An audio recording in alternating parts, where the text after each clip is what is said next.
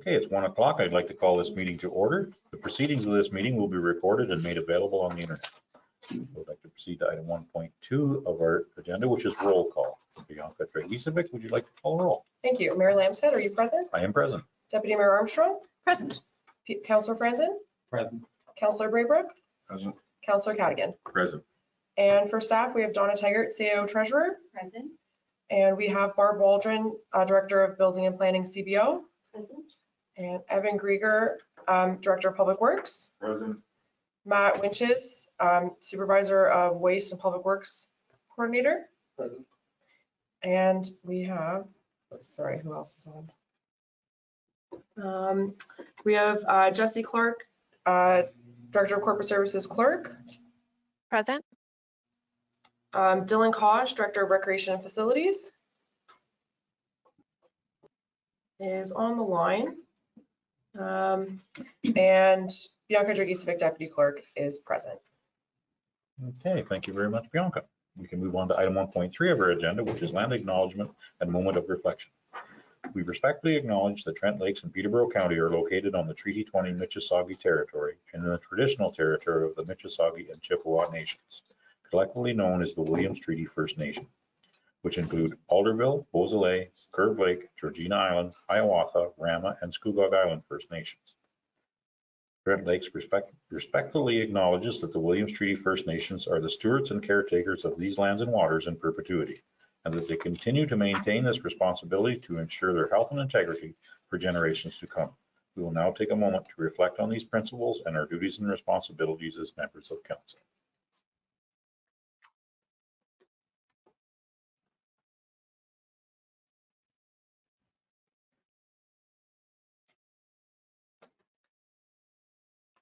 Okay, thank you very much. We will move on to item 2 of our agenda, which is the disclosure of pecuniary interest. If any members of council have a pecuniary interest in an item on the agenda, please disclose it now or anytime during the meeting prior to speaking on the item you have an interest in. See, Councillor Franzen. Yeah, it's 12.6.1, and it's dealing with our water systems, and I may possibly have pecuniary interest in that. Okay, thank you. Thank you very much, Councillor Franzen. Any other pecuniary interest? I'm seeing none. We can move on to item 3 is the approval of our agenda is circulated. I would entertain a motion for same. The Councillor Cadigan for a mover, Deputy Mayor Armstrong for a seconder. Any conversation? I'm seeing none. I will call for the vote. All in favor? That motion has carried. We can move on now to item 4 of our agenda, which is adoption of minutes. We have 2 minutes on the agenda. We can adopt them both at the same time or one at a time. Councillor Franzen? Adopt all. Do I have a seconder for that motion? Councillor Cadigan for a seconder. Any conversation? I'm seeing none. I will call for the vote. All in favor? That motion is carried. We can move on to item 5 of our agenda, which is committees and boards. We have item 5.1 is the Police Services Board from February the 20th. Anyone care to speak to that item or prepared to make a motion? None? Councillor Braybrook, go ahead. Make a motion to receive. Okay, do I have a seconder for that motion? Seeing Councillor Franzen's hand go up there, and any other conversation? I'm seeing none. I will call for the vote. All in favor? That motion is carried. We can move on to item 5.2 of our agenda, which is liaison reports and council boards and committees. Does anyone have anything to discuss? Councillor Cadigan. This might be a good time to bring up a meeting that I attended yesterday for Upper Trent Water Management Partners. And they're raising the alarm. I think we're all aware of the winter that we had. Precipitation levels have been remarkably low.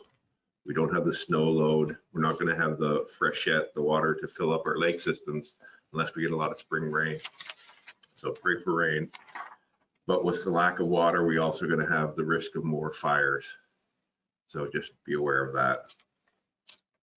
There's a lot of other issues. They've started putting logs in and damming flow along the system, Trent Severn, and our lake system as well.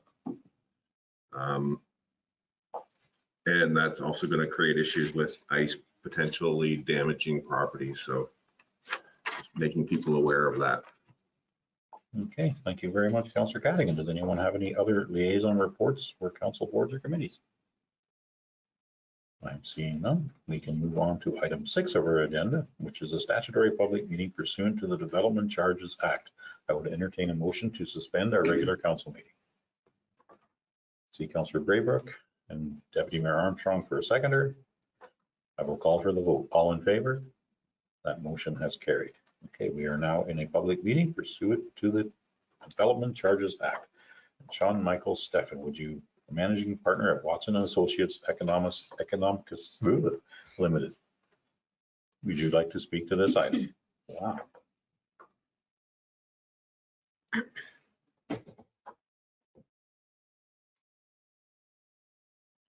Sean, are you there?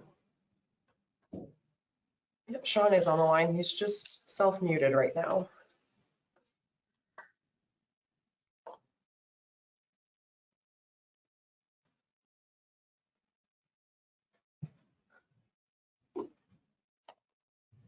Can you unmute yourself, Sean?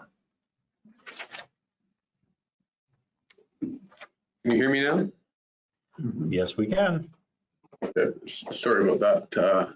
My lack of familiarity with GoToMeeting was holding me up there. Okay, so good afternoon, Mr. Mayor and members of council. So on the next slide, please. I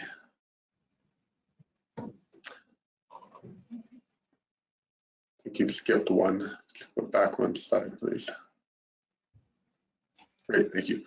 So just in terms of the purpose of this meeting, so as was mentioned, it is a statutory requirement under the Development Charges Act to hold a public meeting after the development charge background study has been released publicly on a municipality's website, with that background study being available for at least 60 days prior to bylaw passage. And so the intent of this meeting being to provide an overview of the development charge bylaw and background study and to receive public's input on the matter. Next slide, please. So just briefly on overview of development charges, they are a tool for municipalities to recover capital costs associated with new development, both residential and non-residential within a municipality. They are imposed under the Development Charges Act, being that legislative authority, and the costs that are generally included in development charge bylaws for recovery from new development are the broader growth-related costs and would not include the local cost of new development, such as internal roads. Next slide.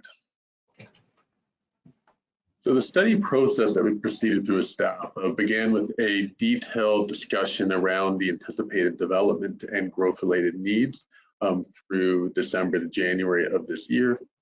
Before the study was released on the municipality's website at the beginning of February, there was a presentation of draft findings to council last month before proceeding to the statutory public meeting today, with the bylaw anticipated to come back for passage your April 2nd meeting and would be effective on that date. Next slide, please. And again. So the methodology that's required under the Act to determine development charge is illustrated here at a high level.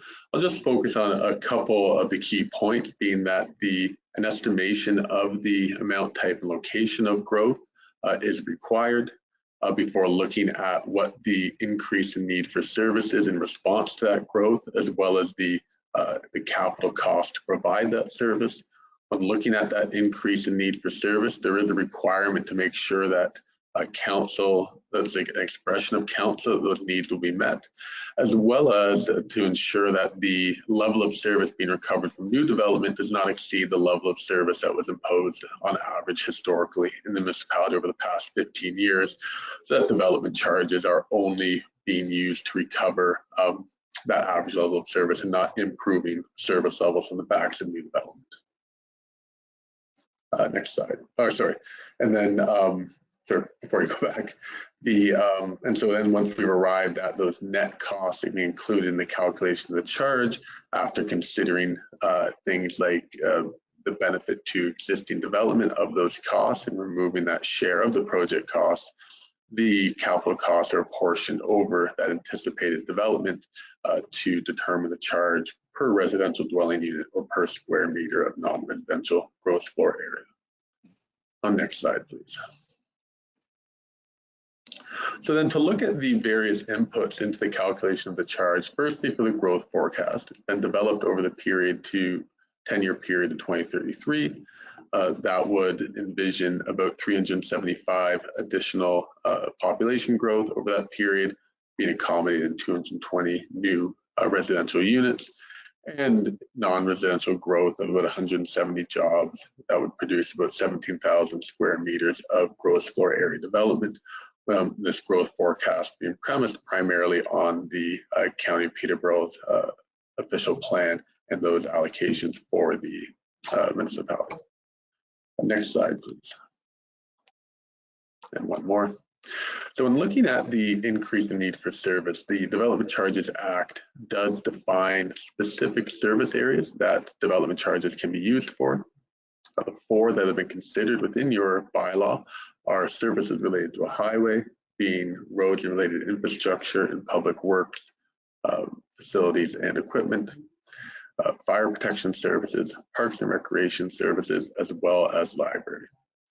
The one service that's not included here that is in your current bylaw is administrative studies, with changes to the Development Charges Act as a result of Bill 23 have removed those costs from those that are eligible under development charges, so those would no longer be included in your bylaw moving forward. On the next slide, the gross capital costs that have been identified in response to development are $35 million. When we look at how those costs break down between the various deductions that are required, we can see 91% of the costs have been deducted as a benefit to existing development. About 2% of the costs are just under or a post-period benefit, being costs related to new development, but being a 10-year growth forecast period, and about $800,000 being deducted to account for development charge reserve funds that have already been collected towards these future needs, resulting in about $2.5 million included in the calculation of the charge, or about 5% of the total cost. On the following slide, we can see how those costs break down by service area. Just under 70% related to services related to a highway, primarily for facility needs, particularly Depot 49. Fire protection services account for 25% of the cost. Parks and recreation about 6% of the cost at $141,000 in a 10-year period. And library services represent a fairly nominal share of the forecast cost, about $13,000 over that period. Next slide, please. And again, so then the charge has been calculated. Sorry, through you, Mr. Mayor. Yep. Should we ask questions as we go along or hold them till the end? I think we can ask them at the end. If you have a question, make sure we don't miss it. Unless you would like a question now. I'm fine either way. I just wanted to clarify. Okay. I think we're almost there. Okay, so the charge has been calculated in generally the same structure as it in your current bylaw. So by residential dwelling unit type, so for single and semi-attached dwelling units, apartment bedroom and greater, one bedroom and bachelor, as well as other multiples, and then as well per meter of non-residential development. And then to note that park model trailers, where development charges are applicable, would be charged as one bedroom or bachelor apartments, and they would not include the parks and recreation portion of the charge. Next slide, please. So the calculated scheduled charges is then presented here, and for simplicity, I'll focus in on the single and semi-attached dwelling unit charge, although this charge does change by dwelling unit based on the occupancy assumptions from census data. You can see that the fully calculated charge is $7,584 for single and semi-attached dwelling units. However, what's shown in the bottom line of the table is the charge that would actually be imposed in the first year of the bylaw, being $1,067 per dwelling unit, as the Development Charges Act requires in the first year of the bylaw, only 80% of the charge be in force, and that increases by 5% per year up to 100% of the charge in the fifth year of the bylaw, that being a statutory requirement that came into place with Bill 23. And then we can see that the charge per square meter of non-residential floor area would be about $43 per square meter at the fully calculated charge, or $34.37 per square meter for the charge in the first year of the bylaw. Next slide, please. So that charge compares to your current charge in terms of the fully calculated charge would be a 32% increase, or an increase of $1,835. But again, we can see in year one of the bylaw, it would actually be just a 6% increase, or a $318 increase in the charge for residential, single detached, or semi-detached dwellings. For non-residential development on a per square meter basis, the charge would go up from about $17.17 currently to $34.36 in year one of the bylaw, roughly doubling that charge. What I would note is that, and it appears to be slightly cut off on the screen currently, is that the fully calculated charge in your current bylaw is actually $63.19 per square meter, but through policy, that charge is only imposed on aggregate developments, while a lower charge was imposed on all non-aggregate developments, $17 per square meter. What is proposed here is that all non-residential development would be treated the same, and in year one of the bylaw, that charge would be $34.36 per square meter. So the following slide then to look at how these charges that you currently have, as well as what would be imposed in the new bylaw compared to neighboring municipalities. We can see the charges presented, including not only the lower tier municipal charges in the dark section, but also the upper tier municipal development charges in yellow and education development charges in green. The full spectrum of the development charges related to sample development types. And so for a single detached dwelling unit, you can see with the gray arrow that the municipality would currently be placed roughly in the middle of the geographic comparators, slightly above that of Cramé and Alderwick-Haldeman, but below that of Selwyn and Duro-Drummer, for example. With the 6% increase to that charge in year one, we can see a moderate increase above that of Selwyn, but still generally maintaining that relative competitive position. On the following slide, looking at commercial development, and this is in comparison to your charge you currently imposed for commercial, we can see currently placed toward that mid to lower range of the comparison, with increasing the township or the municipality's share of that charge to about $34 per square meter. We can see in year one that would move you above Hamilton, Alderwick-Haldeman, Selwyn, and Port Hope, but still remaining below a number of the municipalities. And then lastly, for industrial development, similar overall impact I saw for commercial development, but here you'll note that the county does exempt industrial development charges. And so only the municipal portion of those charges would be imposed. Similar movements in year one of the bylaw, moving from being at the lower end of the comparison, generally to that mid-range of the comparators. Next slide, please. So then to go through the bylaw policies, I'll highlight some of the key points here. The charges are calculated and collected at building permit issuance.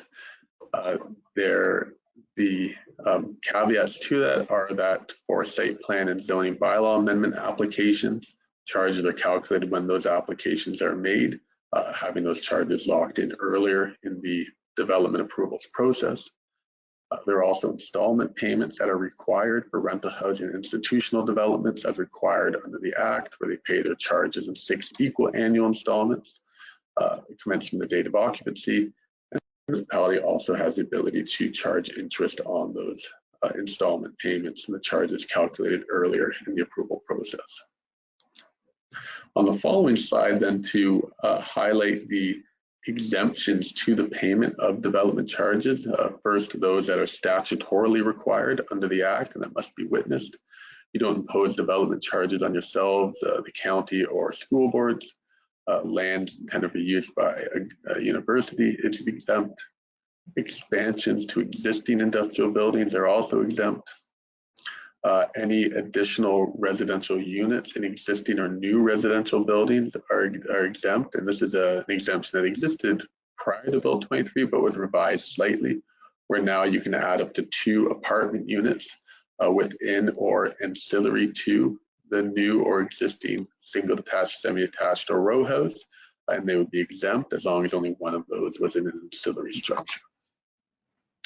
On the following slide, to continue with the statutory exemptions, nonprofit housing is exempt, inclusionary zoning affordable housing units are also exempt, and then there in the Act there are further exemptions for affordable and attainable housing units that are in the Act but not yet in effect, waiting for proclamation by the province for that to occur, as well as for the province to finalize the definitions of attainable, and as well to release a bulletin that will provide the criteria for the affordable housing ownership and rental exemptions as well.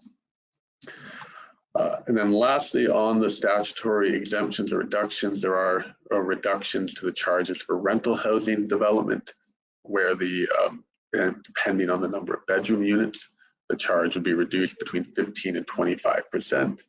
And then, as I mentioned earlier, there is the statutory phasing of the charge, where only 80% of the maximum charge can be imposed in year 1 of the bylaw, 85% in the 2nd year of the bylaw, up to 100% in the 5th year, with the bylaws now having a maximum life of 10 years. On the next slide, the non-statutory exemptions are listed, and these being those that Council has discretion on whether they want to include those in the bylaw, but if they are included in the bylaw, Council must witness those. And so they include farm buildings, hospitals, places of worship, as well as the first 100 kilowatts of generating capacity of a wind turbine system or a solar generating installation. For the first 250 square meters of gross floor area of new non-residential buildings, those are also, that share of the charge would be exempt. Charge is exempt for accessory uses. Then there's also an exemption for affordable housing that is currently in the municipality's bylaw. On the next slide, last couple of policies to highlight, redevelopment credits are continue to be included in the bylaw, where there is a demolition and replacement or conversion of a building from one use to another. The charges for the building that are being replaced are credited against the charges that would be imposed on the new building. So if you have a single family home that's demolished and replaced with a single detached home, there would be a credit against the charges payable for the single family home being replaced, and there would be no development charges payable, as there is no increase in need for service related to replacing a structure with the same development. If it's replaced with a larger development, the charges payable are the difference between the two. And then lastly, on the next slide, in terms of the administration of the bylaw, there will be a separate bylaw imposed for each service to provide the municipality with flexibility around any further changes or amendments that are required to the bylaws. They'll come into force on April 2nd, with the effective date being April 2nd as well, and a change from your current policy where you index your charges on January 1st. It's proposed that the charges would be indexed on a mandatory basis beginning in 2025 on the anniversary date of the bylaw coming into force, so April 2nd as well.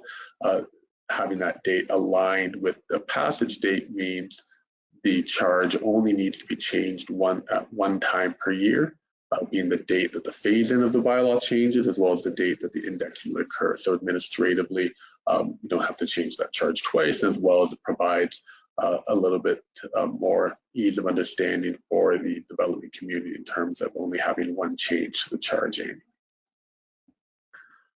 So that does conclude my presentation. I will be here to answer any questions there are. Okay, thank you very much. Does any members of council have any questions? Go ahead, Deputy Mayor Armstrong. Mayor Lamb said, I have 6 questions and 1 comment. You please go right ahead. And my reference is the page number that's in my complete agenda package, because I don't have this separate. So hopefully the clerk can follow that. So if we go back to page 38, which shows the capital cost calculation by department. So a pie chart.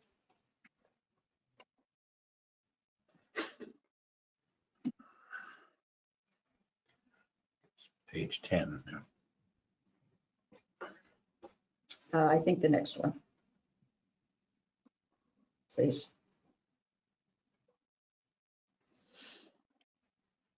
There we go. I read through the entire 186-page report, riveting reading, and I think I know the answer to the question, but I want to just confirm. We have an open space master plan which contemplates investment in a number of areas, parks, trails, et cetera. We also obviously have some public works buildings and fire buildings that are planned to be built over the next little while. And I think, but I just want to confirm that all of those planned investments are included in the capital costs that have been contemplated in this. So yes, thank you for the question. All of the open space master plan needs have been included, and the share of those that would be recovered from development charges form part of the $141,000 that you see there for parks and recreation services. With respect to the facility redevelopment plans for public works and fire, those facilities have also been reviewed with staff in terms of what is planned and what share of those would be growth related. And so the portion of those anticipated facility costs, whether that be the combined Buckhorn, Galway, and Cavendish public works and fire facilities, or the new Depot 49 facility, the growth related share of those has been included in these costs. Excellent, thank you. Okay. Then if we can scroll forward 4 slides to my package, page 42.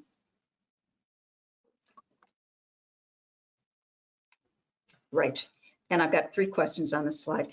The first one is I distinctly remember asking about having 2 categories of residential dwellings at our last meeting based on the size, because we talked about the fact that $7,600 for a 1,500 square foot building versus a 10,000 square foot building seems somewhat inappropriate.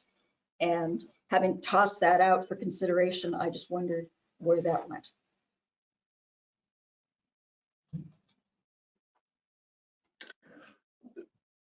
So that was something we discussed internally. I think what the first thing to highlight, I think in that consideration is that when we're looking at what is driving the increase in need for service, it's not size of residential buildings, it's population growth. And so the charge is first calculated on a per capita basis, then it's converted to the dwelling unit charges based on the occupancy assumption data we have from census, that's Canada, around the different types of dwelling units. And so where that becomes challenging then to equate that on a size of building basis is, one, the size of the buildings isn't recorded with with the occupancy of those. It's recorded by bedroom number. And again, and size of building doesn't necessarily equate to the occupancy of the building as well. And so what is more appropriate is to base it on the built form, and that's typically distinguished by single and semi-attached dwelling units as one category.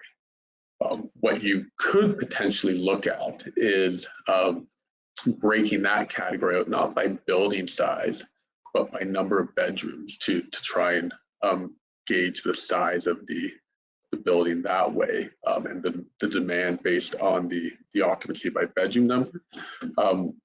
What was challenging in your case and provided, sort of the inability to do that was the lack of historical data around these larger number of dwelling unit or larger number of bedroom dwelling units to give us a sufficient sample size to actually determine what the anticipated occupancy of those would be. And so for that reason, we continued to have the charge proposed as one charge per single and semi-attached dwelling unit, reflecting the average occupancy of all of those dwellings. Appreciate that. That was the discussion we had last time about doing it by number of bedrooms, which you had mentioned a number of municipalities do. And I would think that we would have sufficient data over the last 2 or 3 years to know how many bedrooms each of our new building permits represented. So I'm not satisfied with that response at this stage. I think it's still something we should be looking at. Second question on that page, the non-residential charge goes up by 150%. Could you explain why that is such a large increase? Sure. So the reason it's such a large increase is because the $17 is not actually what the fully calculated charge was in your prior bylaw. The fully calculated charge was actually $63 per square meter. Council elected through policy to impose a lower charge for non-aggregate developments. And so now when looking at the fully calculated charge, it appears to be a large increase, but it's actually a decrease in comparison to what the fully calculated charge was in the prior bylaw. Okay, and that raises the third question, which is we talked quite a bit about aggregates having a higher charge, which we said there was a rationale for historically, and we still believe that that should be in fact maintained at a higher rate. And this proposal, I think, does not do that. So if you could explain that, please. Sure. So I think so historically, when that policy decision was made in 2019, what we did not do was assess aggregates as having a higher demand. It was just through policy that the charge for non-aggregate development was lowered. Right, so essentially a partial exemption being given to non-aggregate development. So, so again, here the similar policy decision could be made, but what is being proposed by staff is that there would be no partial exemption given to non-aggregate developments, and all of the non-residential development would be treated the same in terms of recovering their average cost of service. Okay, I could poll council on that, but I think they would disagree with that policy, and we haven't changed it yet. The next question is on the next 3 slides, where you've compared us to other municipalities, which is very helpful. Appreciate that.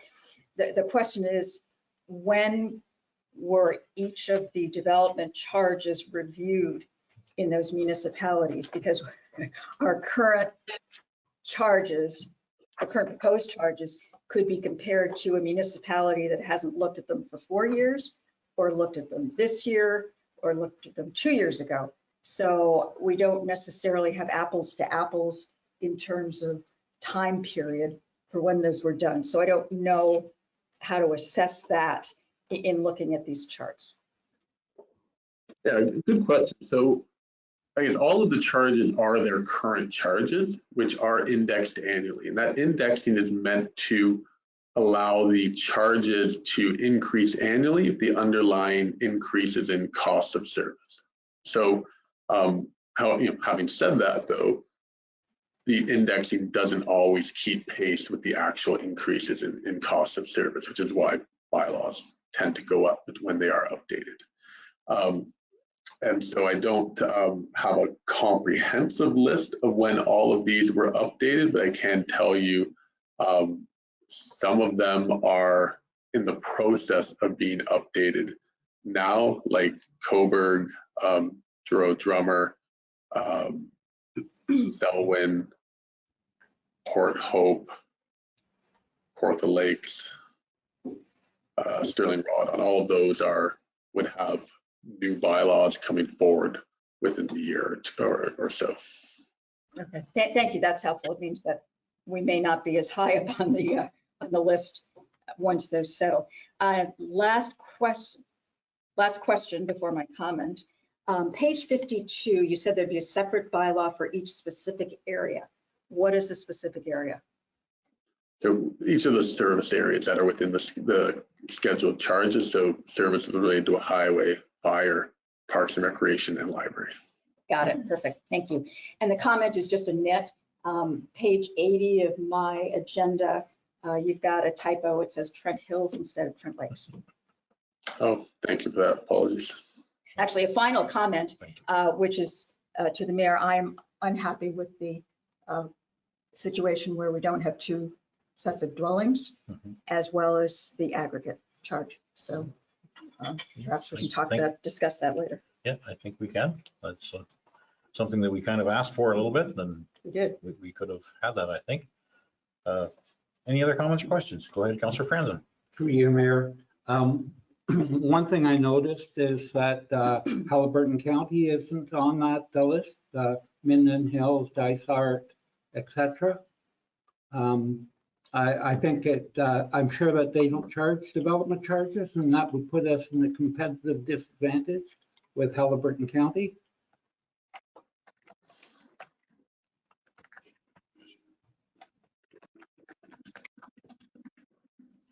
Are you there, Sean? Yes, or was there I wasn't sure if there was a question there. My question is that if the municipalities that border our municipality in Halliburton County do not charge development charges, does that not put us in a competitive disadvantage? So I guess if development charges were the key driver to where development's going to locate, then I would say possibly you're correct. But I think development charges, especially at the level that you currently have and as are proposed within the municipality, represent a fairly small share of the total development cost, even purchase price of a new home within your municipality. And I think there's a lot of other factors that are a driver of where development is going to locate in terms of job markets, transportation corridors, levels of service, tax rates, and so forth, that are much more impactful than $7,000 on the price of a new single detached home. And also what I would note is that Halliburton County and the area municipalities are currently going through the process of assessing whether they will be imposing development charges, and so that's something that will be coming forward. Okay, go ahead. Through you, Mayor, I have one other comment, and it kind of goes with the comments that Deputy Mayor Armstrong's made. I believe in the ability to pay, and I find it unconscionable that somebody's building an 1,800 square foot house and they're paying the same development charges as somebody that's building a monster cottage or a monster home. And it may be 0.5% of what the building costs, whereas it could be 4 or 5% of what the development charges would add to the modest building for a family with a few children. And I don't know if bedrooms necessarily would handle that situation, because the smaller modest home may have as many or more bedrooms because of the needs of the family than this large cottage with larger rooms. So that's my position.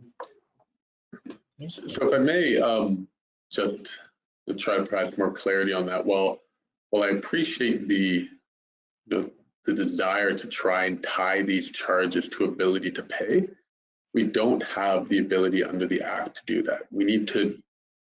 What we need to have alignment with is, what is the increase in need for service associated with that type of development? And the way we do that is based on the population demands of these services, and that's best equated to and then we can't impose a development charge on a per capita basis because it's collected at building permit issuance. So the best way to try and align those per capita demands to what we know at building permit issuance is the number of bedrooms. And so I think your point is well said there, that a smaller home may have the same occupancy as a monster home, and therefore their demands for the services that you're providing are the same, right? It might be a much larger home and they may have more ability to pay, but we can't make the argument that they have a greater demand for services just because they're building a larger home. But what we can do, and I go back and revisit this with staff, is we could do that by dwelling unit number. I think there's some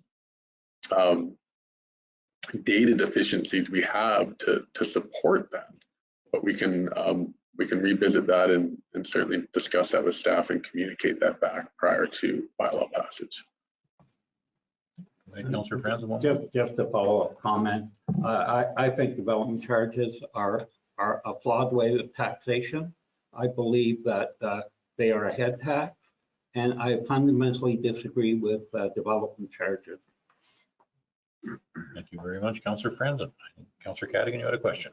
Yes, through you, Mayor Lamshead. My question was, how were the municipal comparables selected? Thank you for the question. They're selected geographically. So just looking at the neighboring municipalities. Sorry, I didn't hear that. It was based on the geographic neighbors. Okay. So my comment would be that our geographic neighbors to the south are not on the Canadian Shield like we are. They have the benefit of commercial buildings and farms that we don't have. They don't have the large tracts of crown land like we have. I'm wondering why we weren't compared to North Kawartha or neighbors to the north.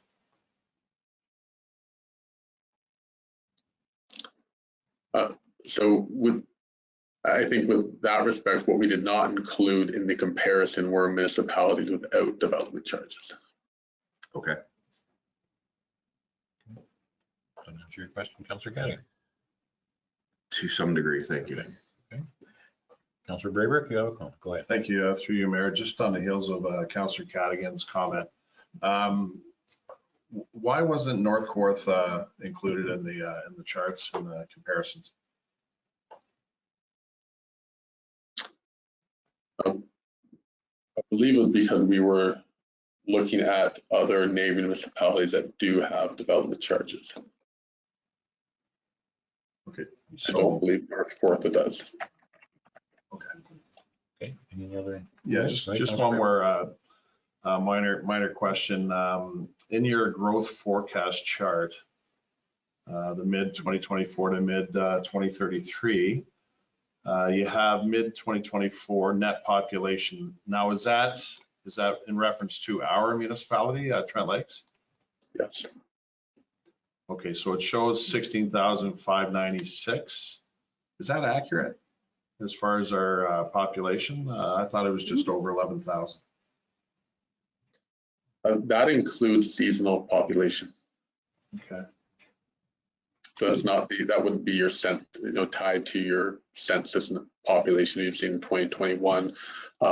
So that would be so how we would have arrived at that would have been looking at your census population 2021, as well as seasonal population and estimated growth to mid 2024.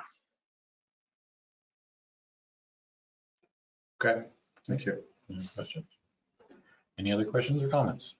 Seeing none, I want to make a comment that, we were trying to promote growth in our area and to keep increasing our development charges continually. Like, it's not a $7,000 development charge, there's an $11,000 charge at the county level as well. So each one of these places, it's $20,000 to get started, and it's very problematic for a lot of people to get started with that amount of growth in increases in the development charge. I know development has to pay for development, but sometimes it can stymie development as well. Okay. Any other comments or questions? Go ahead. We're all in our DBO and many hats. Through you, Mayor Lamson, I could just provide some clarification on the whole bedroom thing for you. So that is something that I pay very close attention to when I'm reviewing plans. That's one of the very first things I look at on the septic. So it's rarely do I see a house over 5 bedrooms, even if it's a monster home. And the 5 bedroom is kind of a magic number because the 5 bedroom triggers a much bigger bed. Anything more than 5 bedrooms, you're into a very big bed, and a lot of the properties can't support those types of beds, especially near the water and meeting setbacks and things like that. So rarely, I think I can count on my hand 2 times that I've seen a house that's over 5 bedrooms. They average between 3 to 5 bedrooms, no matter the size of the house. So we can pull that information. It's just not information that's tracked every time a permit is issued. We can pull that off of all the septic permits. It would just take some time. And I can also clarify your question, Councillor Braybrook, is that number, because I questioned that number myself when we were at the county and reviewing the county official plan, because I was looking for a higher number myself. But that is the number that they put into the county official plan because it is the year-round people. Okay. That seems like a high number to me. Go ahead, Councillor Braybrook. It does, just a comment, it does seem high. And I'd just be interested in finding out where they pulled that from, where they pulled that information from, because I know campaigning and whatnot, doing the research on it, it was a total population was just over 11,000. So I can clarify, that was number of voters, the 11,000. But that would be only people that are 18 and over. Mm-hmm. Right. So that's where the 16,000 comes from. Okay. All right. Any other comments or questions about the item we've been discussing? I'm seeing none. And now we are in a public meeting. So is there anyone in the gallery that would like to speak for or against this item?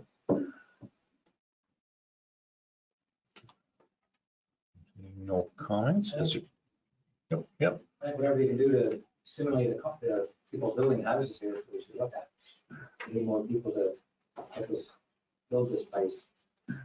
We need a skating rink, we need stuff for kids to do. We need ball lanes, kids to play. Oh, Jeff, I think if you could come up to the microphone, maybe to have your comments and introduce yourself so we can have that on our agenda minutes. Yes, please. I disagree with development fees because we need to get more people here so we can get people out to volunteer for, like, the community does a great job with everything, but even the skating rink that we have at the community center, they couldn't get volunteers this year. It was the weather's terrible as well, which didn't help, but it's just the best thing in the day is to see all those little kids go across in their snowsuits and going skating, which is it just makes me smile to see that. I think that's one thing we need is more stuff for the kids to do. I just think this is one more reason to slow things down. I don't know what other communities are like as far as selling or whatever in comparison, but I guess that's what you guys are looking at here. Yeah, for sure. That's my 2 cents worth. Okay, well, thank you very much for your comments. Thanks. Okay, any other people in the gallery that would like to, either virtual or physical gallery, that would like to speak? Okay.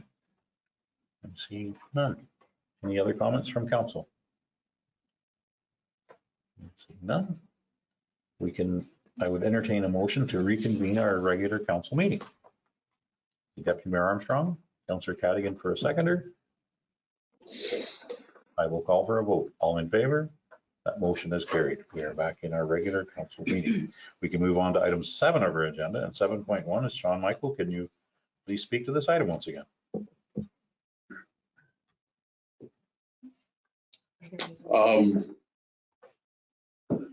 If there's any changes. I'm not sure, sort of, which item am I speaking to? Well, I don't know. I think, does there anyone on the council want to change anything on that bylaw? I think we've had some reasonable requests. Go ahead, Deputy Mayor Armstrong. Yeah, I personally would suggest that the consultant and staff go back with further exploration of those two things. One is 2 categories of residential dwellings, and maybe it's 3 bedrooms and 3 or less and 4 or more, based on what our CBO was just saying. And definitely come back with a proposal around aggregates that's consistent with what our policy has been in the past, to recognize the increased wear and tear that aggregate operations incur on our roads and other facilities. Okay, any other?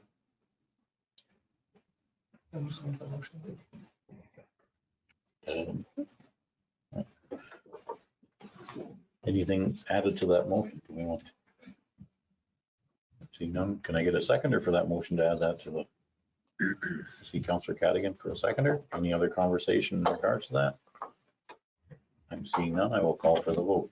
All in favor? That motion has carried. Is there anything else anyone would like added to the changes or redevelopment of that?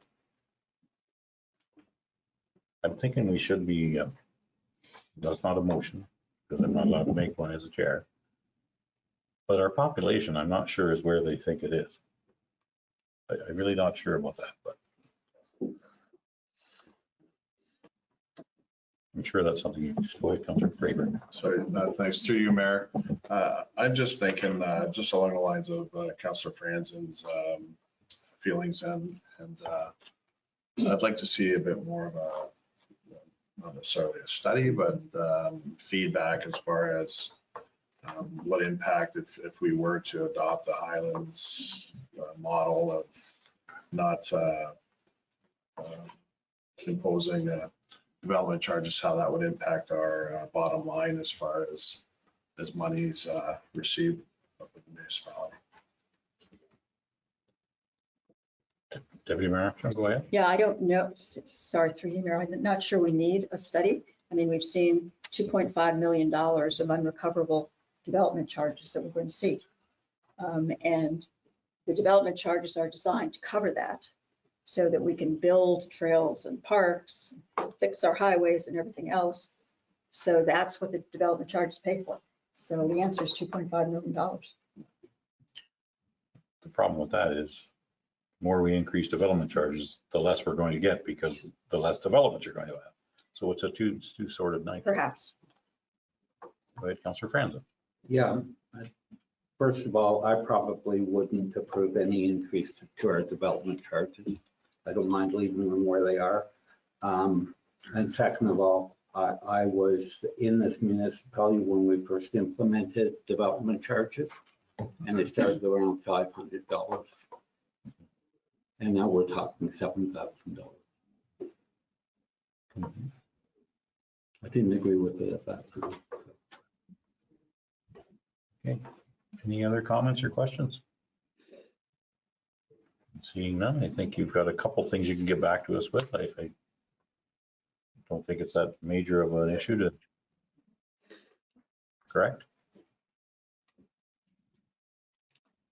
Yeah, certainly we'll work with staff and respond to you in a timely manner on this. Okay, thank you very much. Now, we are back in our regular meeting. So I would entertain a motion to receive what we have. Entertain a motion to receive our Councillor Braver, remover. Do I have a Councillor Cadigan for a seconder? We'll call for the vote. All in favor? That motion is carried. Okay. Now we will move to item 8 of our agenda, which are statutory public meetings pursuant to the Building Code Act. And I would entertain a motion to suspend our regular meeting once again to go into that meeting. Councillor Braybert for a mover.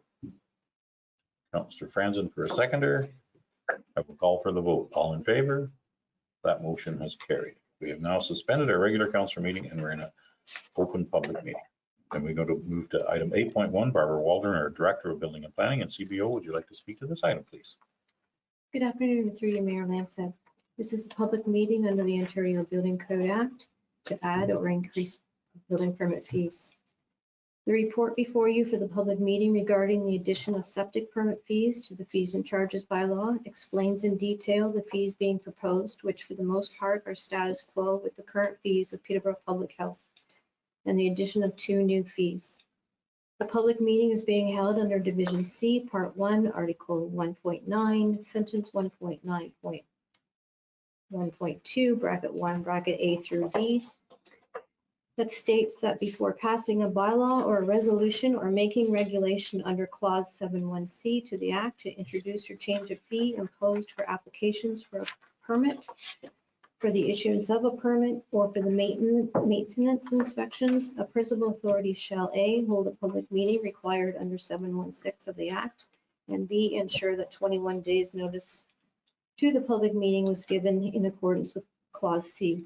The notice of the public meeting with the intention of sewage system permit fees being implemented as part of the fees and charges bylaw at a later date post this public meeting was advertised in the Lakefield Herald and on our identified on our municipal website, meeting the required 21 days notice as per the Act and regulation. The municipality has not received any written or verbal comments on the proposed septic fees to date. And my report is very detailed, therefore I would be pleased to answer any questions if council has any. Thank you. Okay. Council have any comments or questions? Okay, we are in a public meeting, so does anyone in the gallery have any comments or questions? Please come to the microphone and state your name for the record. This, I'm Jeff Buckmore. We do a lot of septics, or we used to do a lot of septics. My dad's been at it for 61 years, putting septics in, and we've been very spoiled by the Peterborough Health Unit. Now, I didn't really hear a lot of what you were saying, Barb, but Oh, sure. what are the costs going to be? Same as what Peterborough Public Health is. What type of service do you think we're going to get? 'Cause Okay, we're going to try to keep the comments going through the chair back and forth, so we're not having a Terry, what type one-on-one of service conversation. do you think we'll get? Anything close to what we have with the town or with the health unit right now? Close to Barb. Go ahead. Through you, Mayor Lamson, we will be giving you the same service, if not a little bit better service, because we're going to be closer by for you. Now, if I was to call you in the morning, could you inspect after lunch? We can try. By the Act, we are required to have a couple days notice, but I we know it's will do 48 our, hours, but we will do our very best. we're so spoiled for the last 20 years with the health unit. So through your Mayor Lamson, we will do our best, just like we do with our building permit inspections. When they are requested, we try to accommodate everybody as best we can. Okay. Now, who's going to be doing the inspections? How much experience do they have? Through your Mayor Lamson, we have 2 inspectors, Jacob and Matt. Both are qualified already under Part 8 and both have experience doing inspections on site. Both do. Both. Where did they get their experience? Through your Mayor Lamson, Matt did inspections in the municipality of Minden Hills, and Jacob did inspections in the municipality of Trent Hills. Didn't know that. Well, that's good news. Mhm. Any other comments or questions? I think what we're setting here is the fees, and they're all going to be pretty much the same. There's Yeah, I was worried about 2 or that. 3 that are added at the end there of the agenda, which are just ones I believe that have been recommended by Peterborough Public Health as well, because they were going to do the same thing or something similar. So it's relatively the same fee at this point.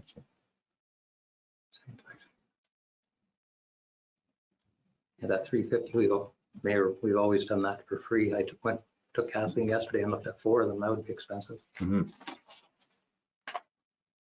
Which one was that? New fees for the site inspection to meet contractor homeowner, discuss the future project. You, Mayor Lamb, said that was a fee that was recommended to us by PPH. If they were going to continue doing the inspections and issuing permits, they were going to be imposing that fee because that was taking a lot of their time. And they felt that a fee was appropriate. So they reinforced to all the municipalities in our meetings that that fee should be added.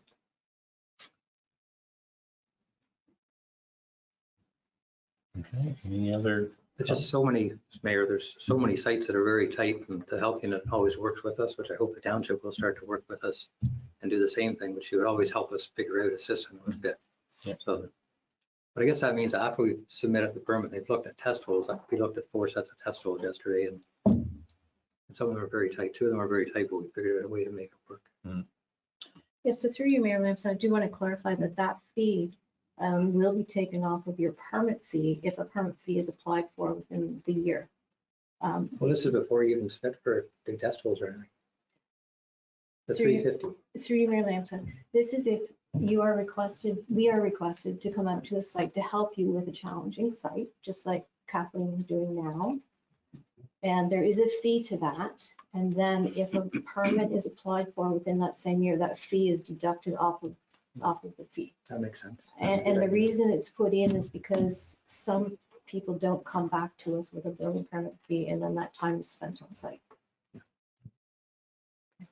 It's a reasonable fee if you don't Yeah. proceed with the project, If you get it back. you get it back. So if Yeah. you do proceed with it, there you go. Well, that makes me feel a little better. Okay, So worried about it, but thanks, everybody. yeah, thank you very much for your comments. Greatly appreciate it.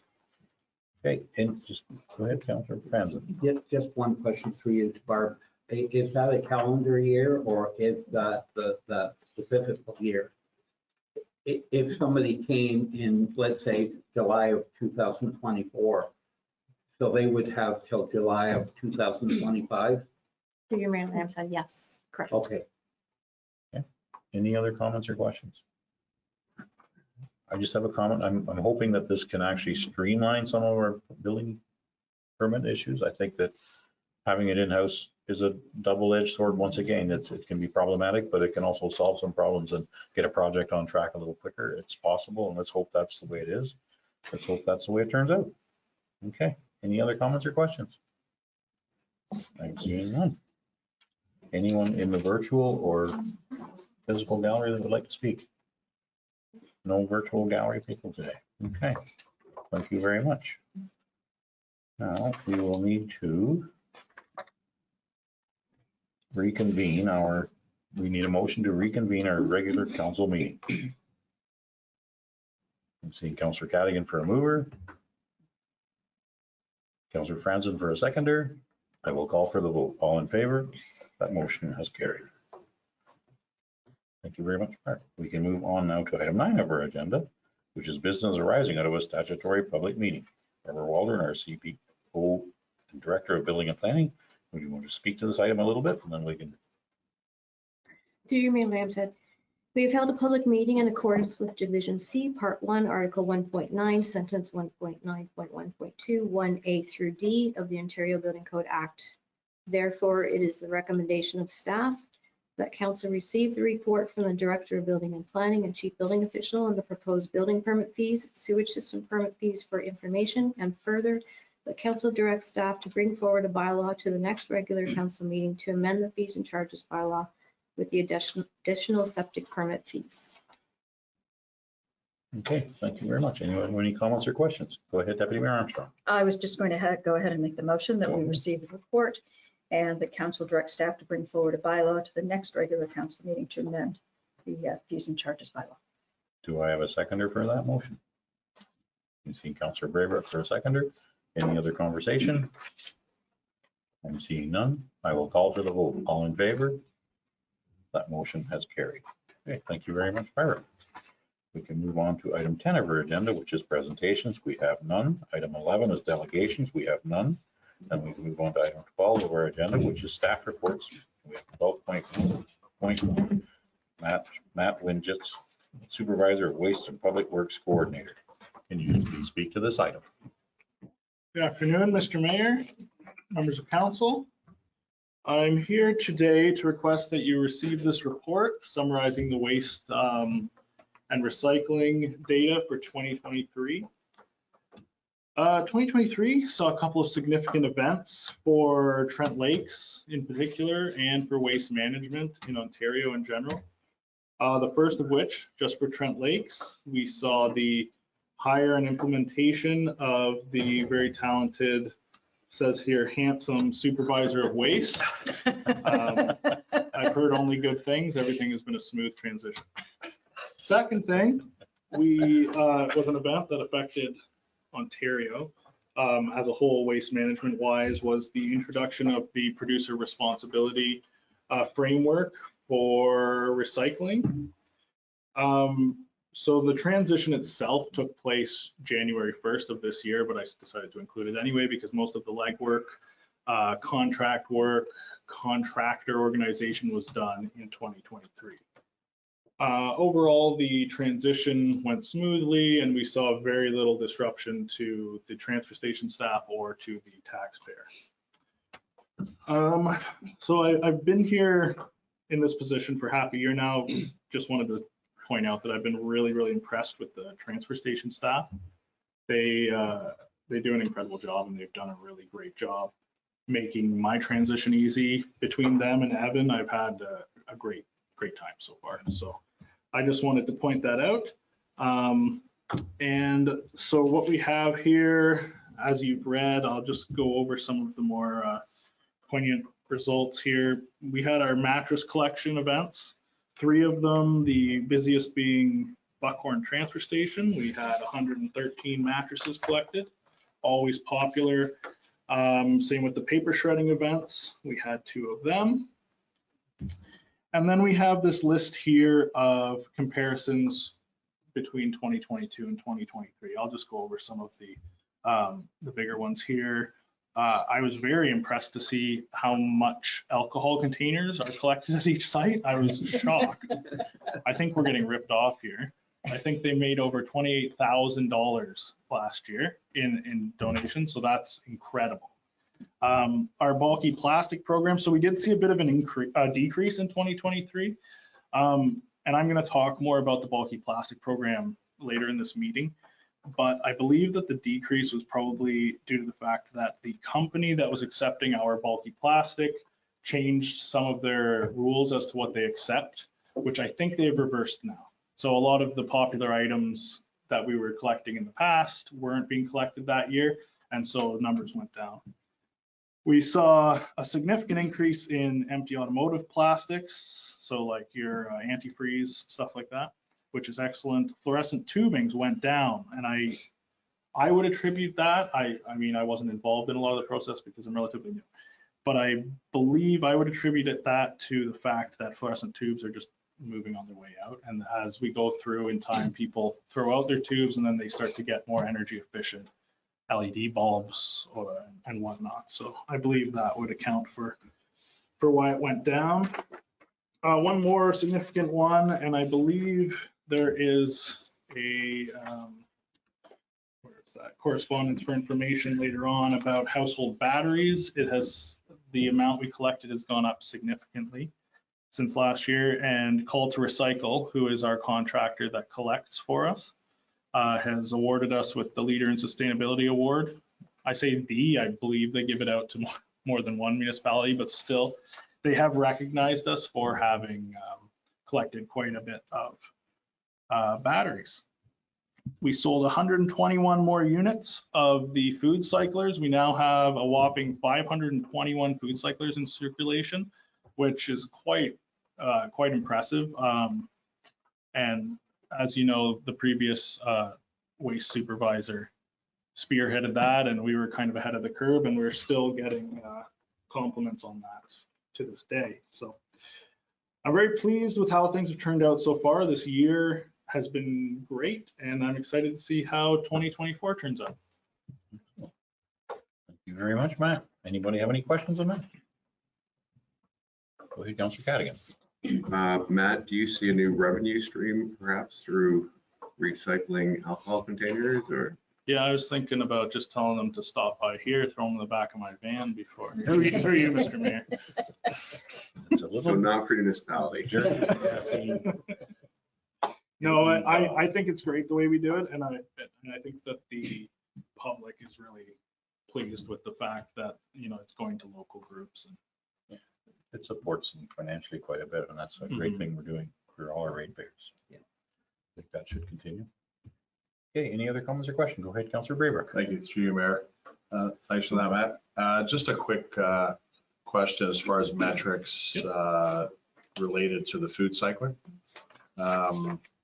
Is there any sort of metrics that we can track that how much the food cycler has reduced any organic waste and that going to all the landfills? yes, through you, Mr. Mayor. We did do a calculation, and believe it or not, it is one of the only things that isn't on my list of ones that I brought in. Yeah, it is. But I can get that for you, and it's actually Peterborough County that does a calculation, and they do, I'm not sure what it is they use as that, but they multiply the amount sold by a certain amount of weight that would normally be thrown out. Through you, Mr. Mayor, Carol, would you like to comment? Go ahead. Through Mayor Deputy Lynch, Mayor. you do have it on your chart. It's you on got there. Is it on there? No, Yeah. yeah. You got 125 Oh, right, the tons 125. from the Great. food cycler and Which is another huge. 52 from the Molochs. So about 175 tons of organic waste was diverted through this tube. So yeah, you do have it, So, and it's substantial. It's a big amount. That's fantastic to hear. Okay, any other comments or questions for Matt? I'm seeing none.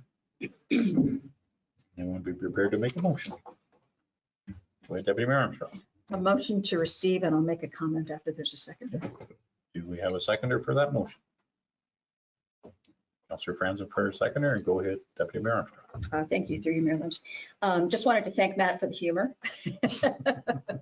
Greatly appreciated. I think I took my grumpy pills this morning, so that helped put a smile on my face. And also really, really impressive results, and I attribute that to our residents who become increasingly aware of the need to reduce our waste, as well as our transfer attendants, who are very good at educating. And just to point out, if in fact we've got 521 units out there, that's nearly 1 in every 10 households has a food cycler. So that's a very impressive number, and I know way, way higher than any of the other municipalities that have launched this program. So obviously a great job in promoting it. Excellent. Thank you. Thank you for your comment, Deputy Mayor Armstrong. Any other comments or questions? Seeing none, I will call for the vote. All in favor? That motion is carried. We have received that report. Now we can move on to 12.1.2 of our agenda, which is Matt again, our Supervisor of Waste and Public Works Coordinator. Can you speak to this item, please? Mr. Mayor and members of council, thanks for hearing me out again. So this, I'd like to recommend that council receive this report from myself, Supervisor of Waste and Public Works Coordinator, regarding the bulky plastics collection program. I would also recommend that you approve option 2 to provide the program for just the Buckhorn and Bobcation transfer stations, and further that the costs continue to be drawn from service delivery funds.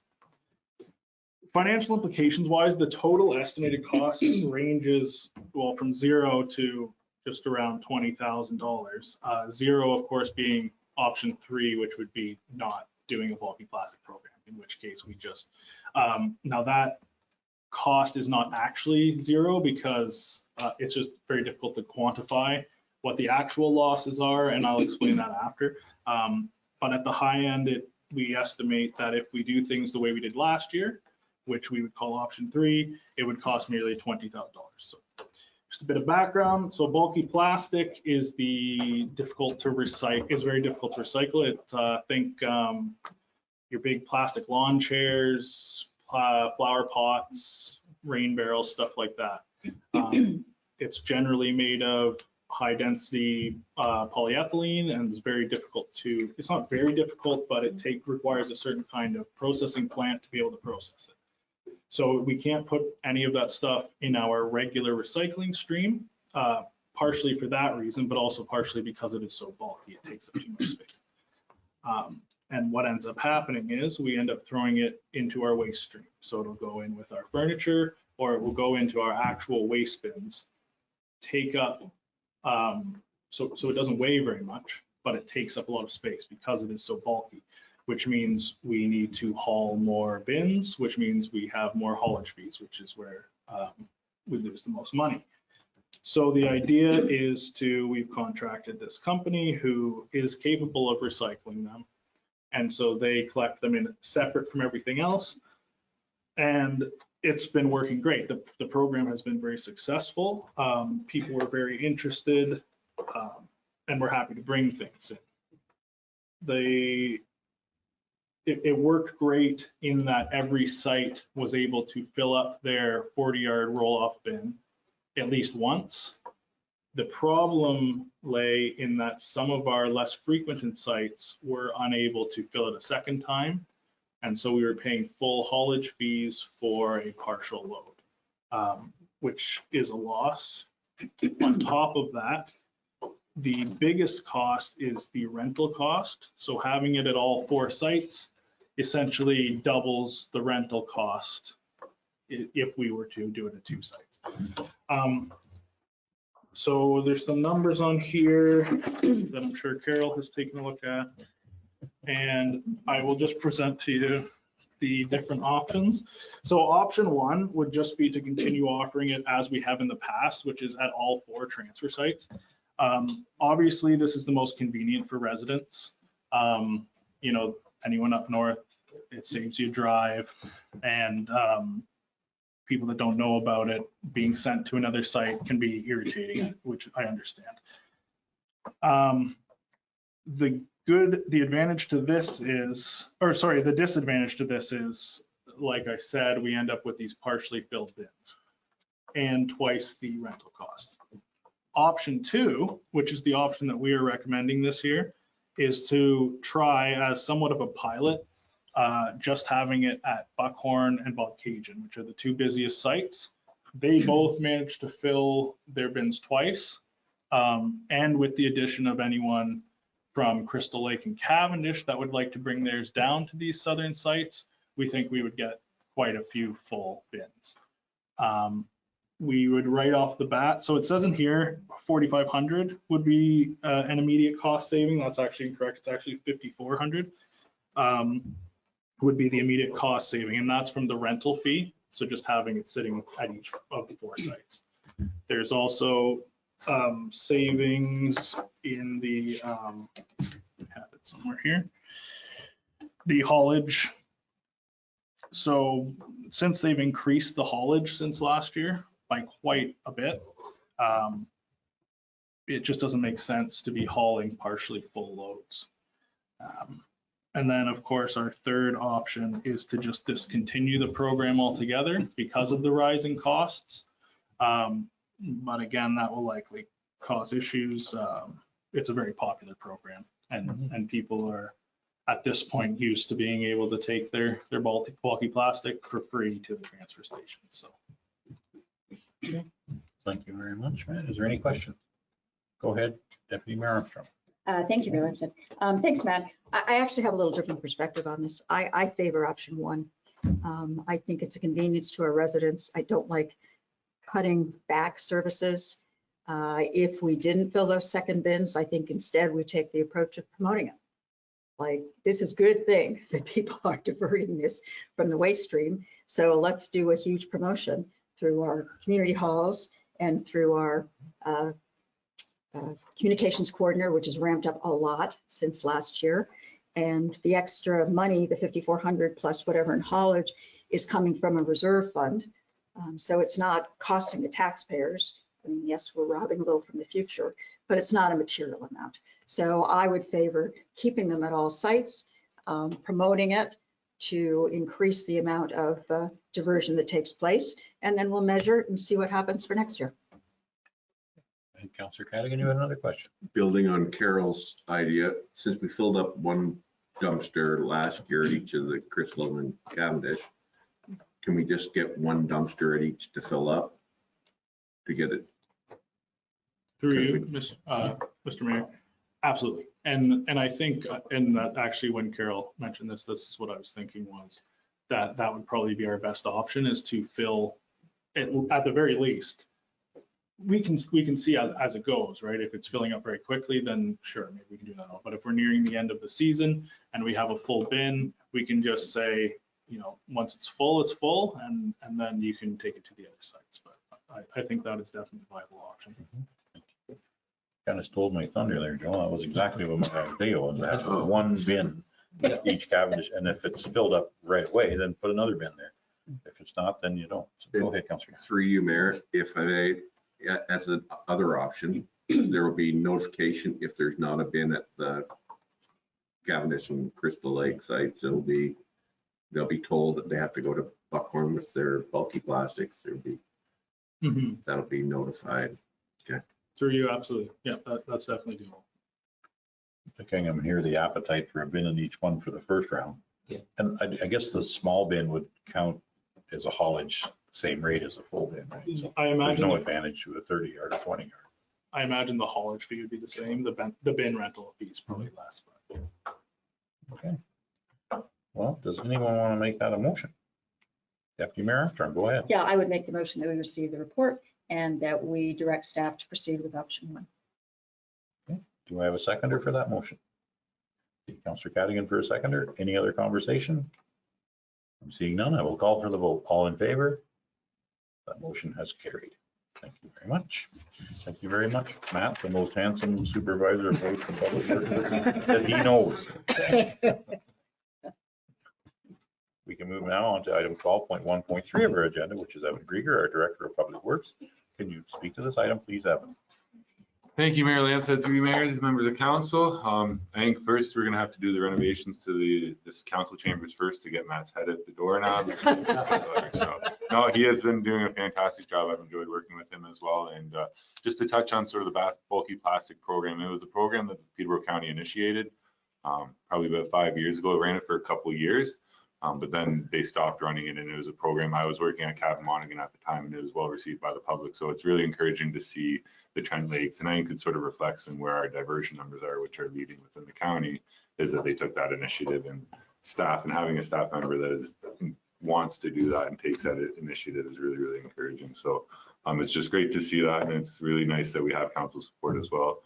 With the bulky plastics, we wanted to make sure we're trying to do something financially reasonable, but also understanding you're trying to balance the public. So we appreciate your guys' support there. And like you said, doesn't impact the tax base, so why not use the money while we can, right, Don?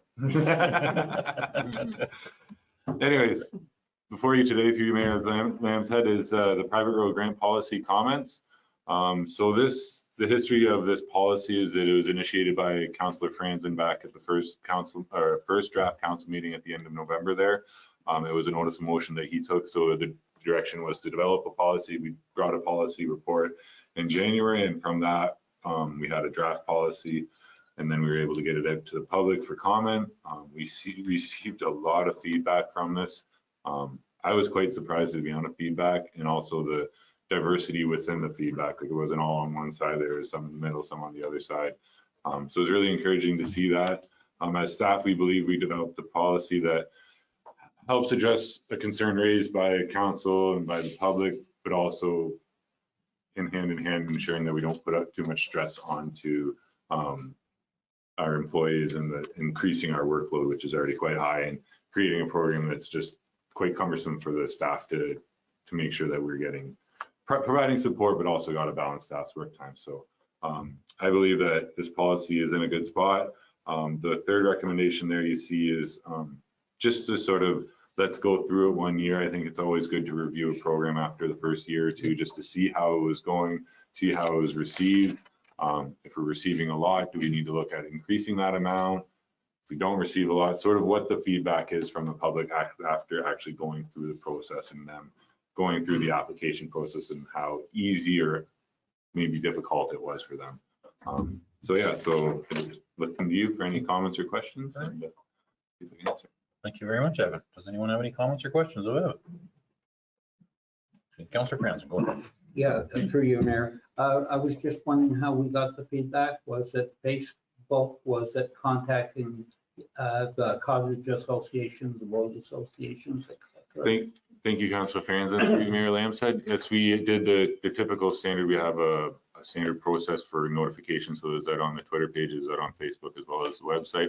All the feedback came through the website. So it's supposed to be anonymous because they don't have to enter their names, but some of them did, sort of thing. So that's how the comments were received. So we received some comments as individuals, and then we received some comments as individuals representing full groups, sort of thing. So there's a mix of both sides.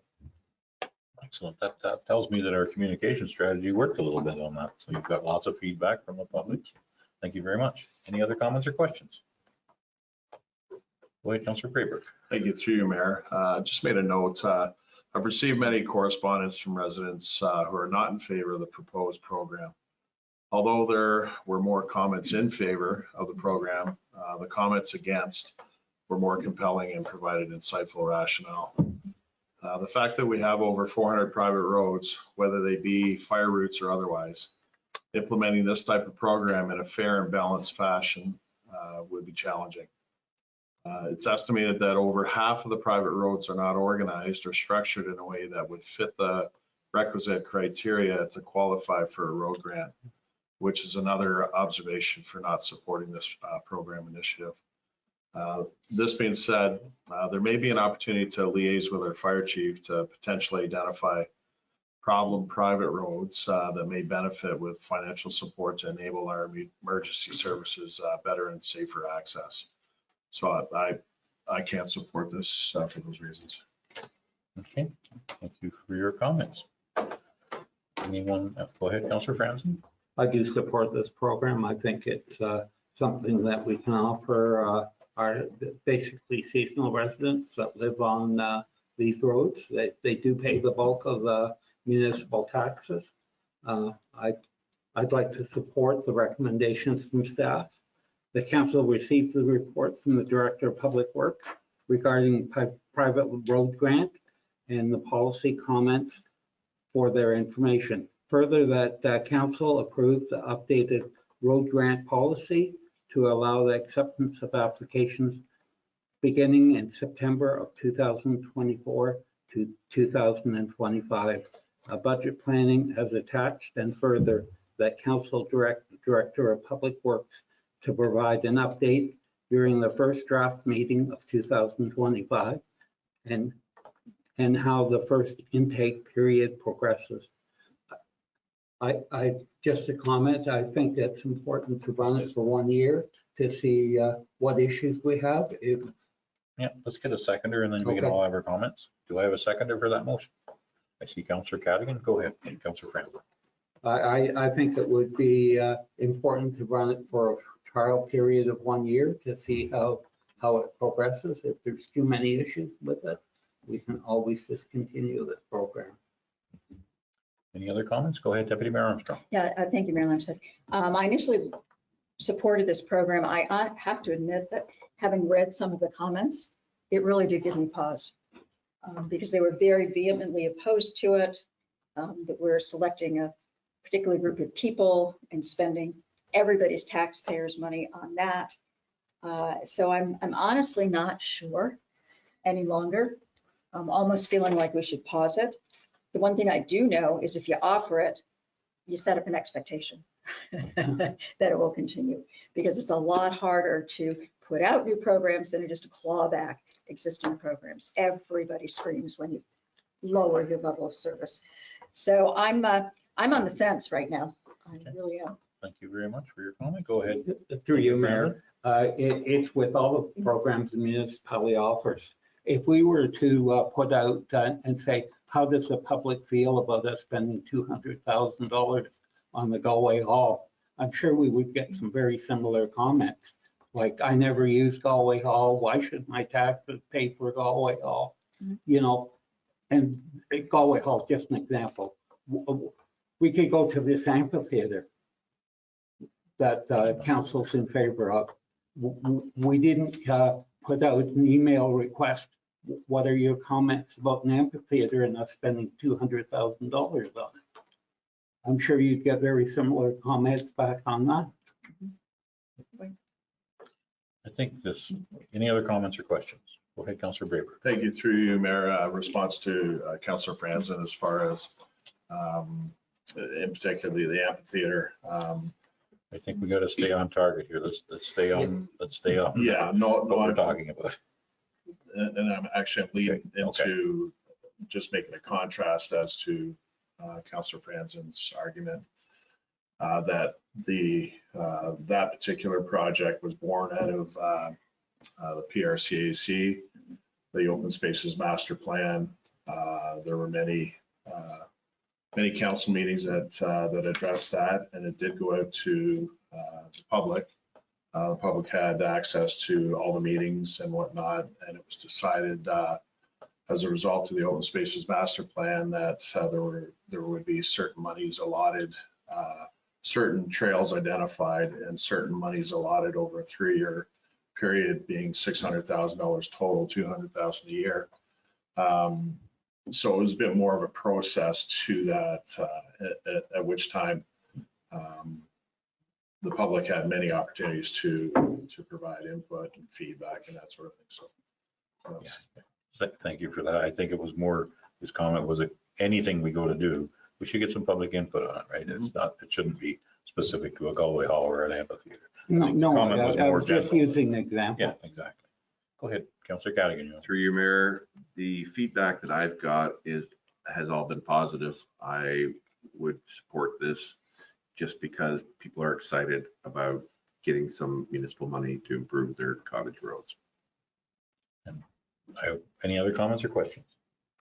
My comment is this is open to everybody. If you choose to change how your road is operated, you will qualify for this. I don't think it's very onerous on the people of each road. So you apply for it. If you were the first 10 to get the 3,000, it's over, and next year you'll be back to number 1 on the list. So as we change it so that no one can get it back-to-back years, I think this makes sense.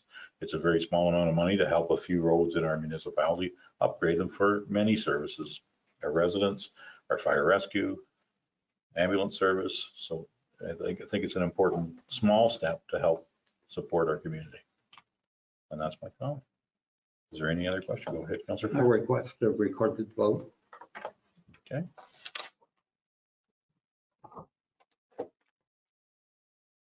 And I won't call for the vote, I'll let it be on. Go ahead, Councillor. sorry, through you, Mayor. One more comment. In the last, my last statement was I would be in favor of improving roads that would assist our emergency services gaining access to these roads. So I'm not 100% against it. It's just more of a directed purpose. Thank you for your comment. May I just ask Councillor Berrybrook if he's suggesting a friendly amendment to the motion? Are you? That would be, I would like to take some amendment. Or do we vote first? Yeah, I'm not sure on that one procedurally, because you're changing the whole complexity of the item that's on the agenda. I think our staff have done due diligence. They've really researched this. They've got some feedback. We're just going to vote now on whether or not we're going to do that. If you just want to try to do a friendly amendment, I'm not sure how that would affect this report. Go ahead, Councillor. Through you, Mayor. I don't think we can do a friendly amendment at this time because we'd have to get a report back from our fire services if they would like to get involved in this program.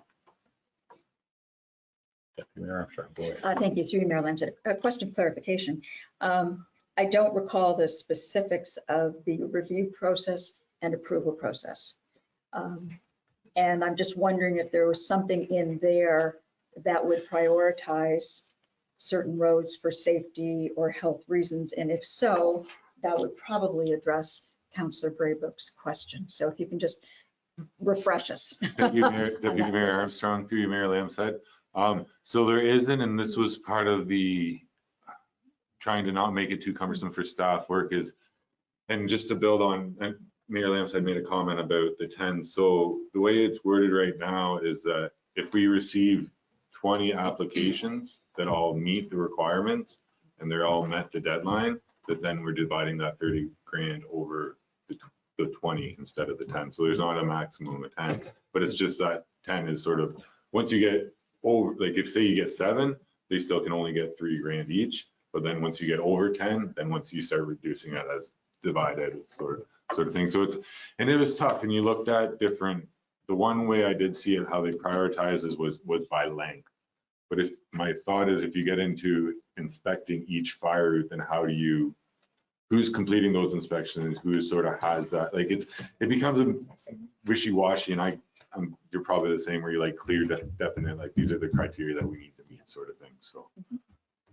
Yeah. Okay. Any other comments or questions before Bianca calls for a vote? I think we're good. Go ahead, Bianca. Okay, we're ready. Councillor Franzen, are you in favor? Support. Mayor Lamstead? Yes. Deputy Mayor Armstrong? Yes. Councillor Braybrook? No. Councillor Cadigan? Yes. That motion is carried. Perfect. Thank you very much. Would you like to carry on and chair the meeting? No. We can move on to item 12.2 of our agenda, which is recreation facilities. We have none. 12.3 of our agenda is fire and emergency services. We have none. We can move on to 12.4 of our agenda, which is building and planning. We can go to 12.4.1. Adele Arbor, our planner, would you like to speak to this item? Yes, thank you. And through you, Mr. Mayor, the municipality is in receipt of a request from Gary Bell of Skelton, Brumwell and Associates on behalf of property owner Jeff Cheshire, requesting a 3-year extension to draft plan of subdivision and draft plan of common element condominium for the development known as Granite Ridge Phase 2. Draft plan approvals were given on March 17th, 2021 by the County of Peterborough, who is the approval authority for plans of subdivision and condominiums, whereas the municipality is a commenting agency. There is a total of 45 conditions to be satisfied, and the applicant is working on clearing these conditions and requires additional time. Typically, it takes many years to satisfy conditions of draft plan approval for a proposed development, and not unusual to request an extension. However, the extension must be requested before approval lapses. The correspondence from Gary Bell attached to the report identifies various works underway to satisfy a number of the conditions.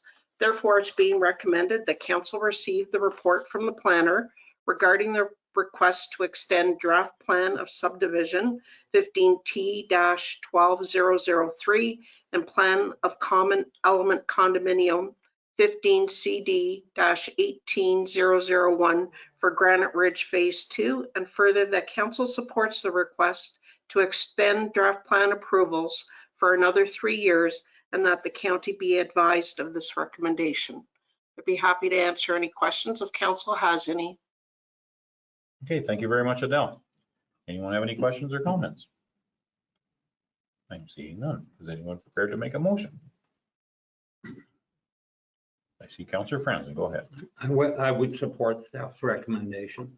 Okay, do I have a seconder for that? I see Councillor Cadigan for a seconder. Any other conversation? Seeing none, I will call for the vote. All in favor? That motion has carried. Thank you very much, Adele. Now, we can move on to another page somewhere. We can move on to 12.4.2 of our agenda. And Barbara Waldron, would you like to speak to this item? Here, Mayor Lamstead, staff is requesting that this report be deferred to a later council date. Okay, thank you very much. Can I have a motion to defer? Motion to defer. Councillor Franzen for a mover. Do I have a seconder?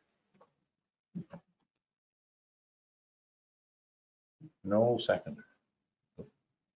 I can actually second the motion. Oh, go ahead, Councillor Cadigan can second. Yes. Okay, now do we have any other conversation? I'm seeing none. I will call for the vote. All in favor? That motion has carried. Okay, thank you very much, Barbara. We can move on to finance. We have 12.5 of our agenda, which is finance. We have none. We can move on to 12.6, which is administration. We can go go to 12.6.1. Donna Taggart, our CAO treasurer, would you like to speak to this item, please? Yes. Oh, sorry, I'll move the room. my apologies. Yes, Councillor No Franzen problem. has declared a conflict of interest for this item, and he will Possible pecuniary interest. possible pecuniary interest. Thank you very much, Councillor Franzen. We'll call you as soon as we're done. Okay. Councillor Franzen has left the building. Go ahead, Don. Thank you, and through you. So before you is the mandatory reporting under the Safe Drinking Water Act, Section 11 and Schedule 22 for the Alpine Village, Pirates Glen, and Buckhorn Lake Estates water systems.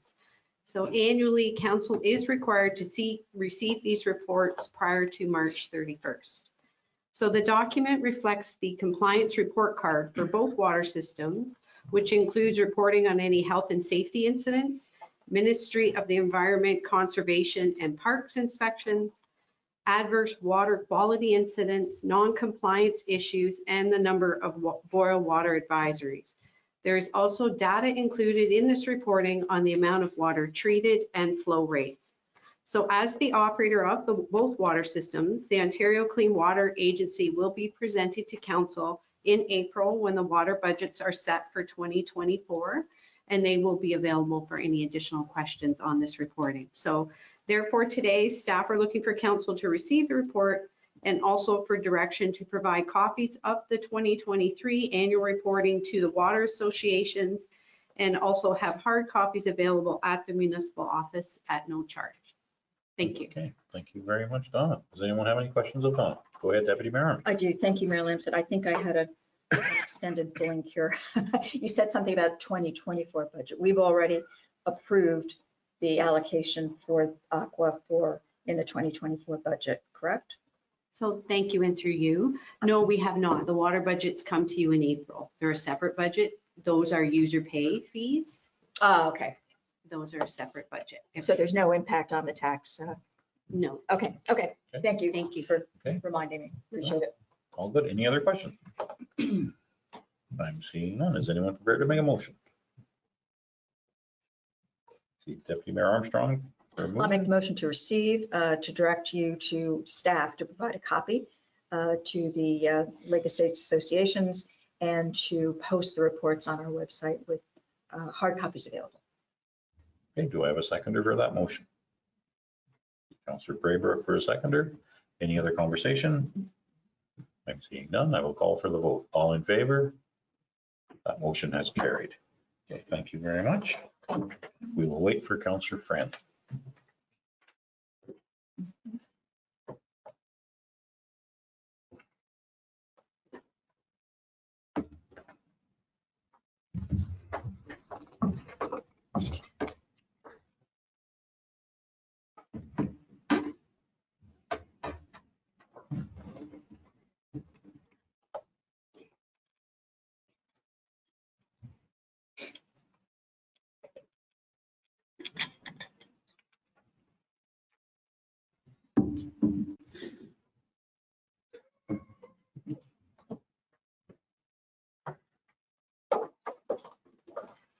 Didn't intrude on his lunch, did he? He's coming.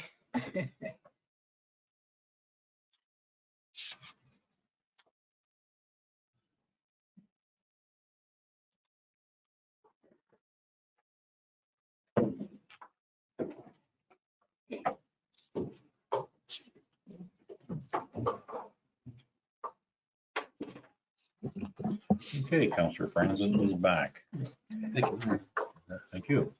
Move on to 12.7 of our agenda, which is corporate services. We have none. We can move on to item 13 of our agenda, which is correspondence for information.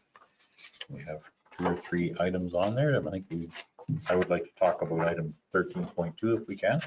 I don't know if anyone wants to talk about any other items. I think item 13.1 might be worth a little discussion. So it's just a note in there. Maybe we'll do them one at a time. So item 13.1 is the Ontario Land Tribunal decision for Lennox. Anyone else want us to communicate about that? I'm seeing none. I just noticed in there that Thursday, February 29th, 2024, we were supposed to submit our procedural order. I don't know if we've managed to do that, if we wanted one. I On the next steps on item 9. I'm sorry, I didn't mean That's to okay. blindside anybody, and I apologize. Through you, Mr. Mayor, I can comment on that. Thank you. I've been working with the solicitor representing the municipality, and yes, the issues list has been provided. And part of this procedural order, I believe attached is the issues list. And what the procedural order does is identify how the hearing is going to go. And you're quite correct that the hearing is upcoming June 26, 2024. And this is just outlining the process for that hearing. Excellent. Thank you very much, Adele, for your comments. Anyone prepared to make a motion probably to receive that? We move to receive, is that what? Yeah. Okay. Do I have a second to that motion? Deputy Mayor Armstrong, any other comments? Seeing none, I will call for the vote. All in favor? That motion is carried. We can move on to item 13.2 of our agenda, which is call to Recycle Canada. Anyone want to speak to this? If not, I certainly do. I would like to commend our staff for all the efforts we do to put into this. We got an award, and maybe some people do, but this is hands-on in the face of your transfer station people, and I think this is great that we've diverted 1,966 kilograms of batteries out of our waste system. So I think it's a great thing. Thank you to staff, all of our staff, and our ratepayers of Trent Lakes. It was a great award. Okay. Anyone else? Anyone prepared to make a motion? Deputy Mayor Armstrong. Motion to receive? Thank you. Do I have a seconder? Councillor Cadigan for a seconder. I will call for the vote. All in favor? That motion has carried. Now we can move on to item 14 of our agenda, which is correspondence for action. Anyone want to speak to an item on that list? Go ahead, Deputy Mayor Armstrong. I'd like to pull out 4.3, please. Okay. 14.3. Okay. Anyone else? Go ahead, Councillor Fran. 14.2. Okay. We might as well do them one at a time then. So we can go to 14.1, Prince Edward County. Review of Ontario Works and Ontario Disability Support Program financial assistance rates. Council's dealt with this in the past.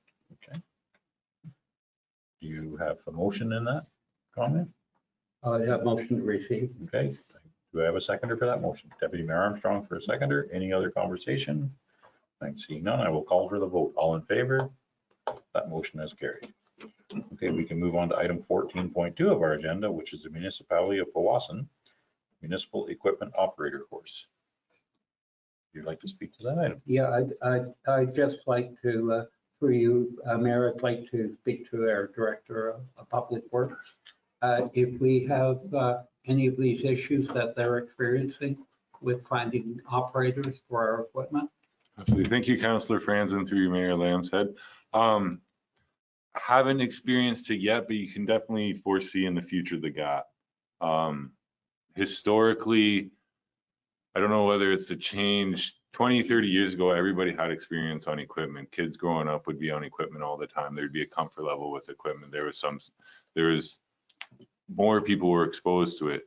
Unfortunately, nowadays it seems to be going the other way, where kids aren't getting that sort of initial experience. So then once they're turning 20, they're not thinking about working in those fields. So to have sort of a specific course would absolutely be an asset to not only our public works, but public works around Ontario. I know, for example, I look at, we have a group of guys, there's about 5 guys that are all going to be retiring in about 3-4 years. So there's going to be a big vacuum of that. So then to have, people that have been trained properly and stuff like that, that would be an asset. We do have one of our newer laborers, he actually took there's heavy equipment training or operator course at Fleming College, which is a program, I don't think it's specific to municipal equipment, but it's more of like general equipment.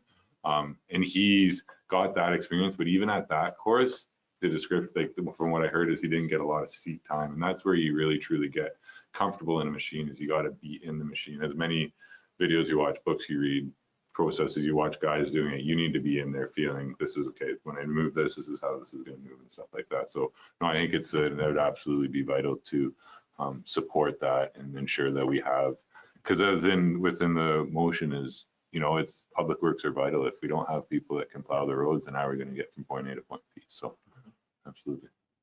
Thank you. Thank you very much for that comment. I'd like to make a motion to support the co-op. Do I have a seconder for that motion? Deputy Mayor Armstrong for a seconder. Any other conversation?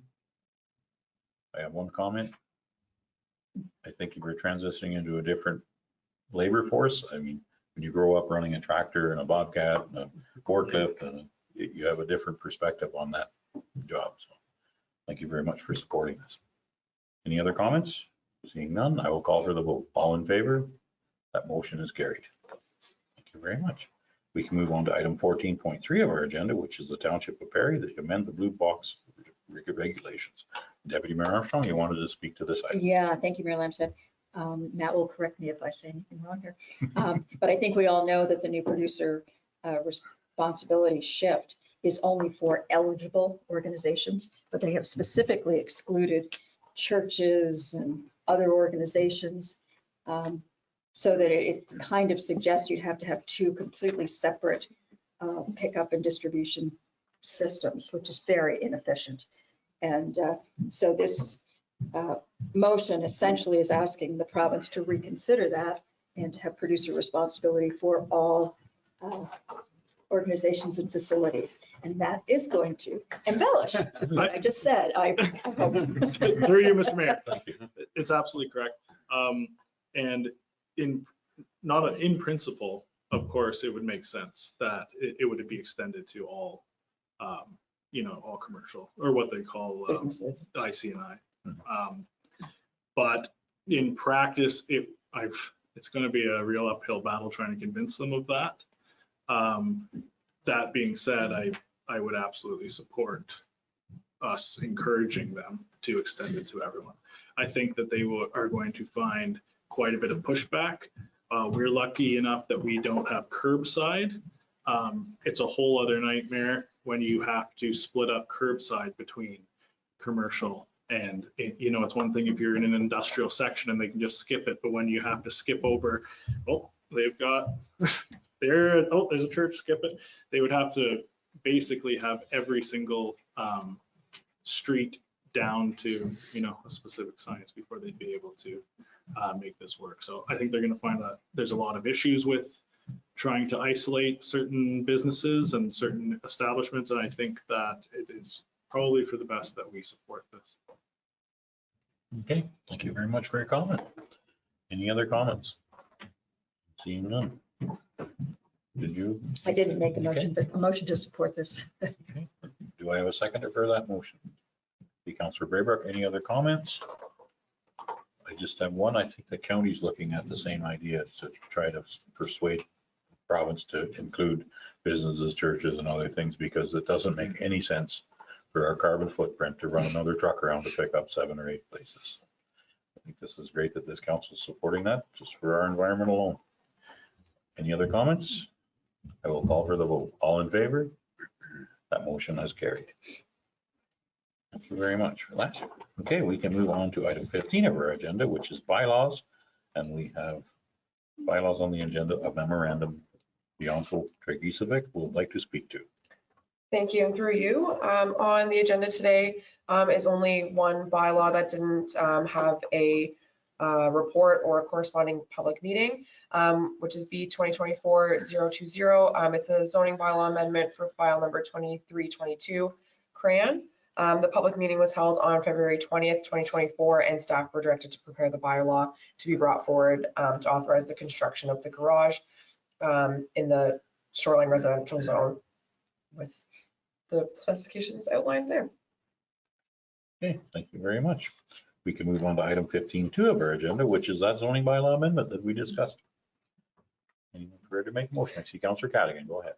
I'll make the motion that we approve. Do I have a seconder for that motion? Seeing Councillor Braybrook for a seconder. Any other conversation? I'm seeing none. I will call for the vote. All in favor? That motion has carried. Councillor Franzen, can you adjust your camera? Because all I can see is your eyes above your nose. Thank you very much. like there was a little thing that used to have fingers in the hand over top of a wall. Thank you very much. Okay, business arising of a previous meeting. Anyone have any business arising out of a previous meeting? Seeing none. Any notices of motion? I'm seeing none. We go to item 18 of our agenda, which is information items. And I do believe Deputy Mayor Armstrong, you have an information item. I do, thank you. I just wanted to make council and staff aware that I submitted my name as a candidate for the board of the Federation of Ontario Cottage Associations, FOCA.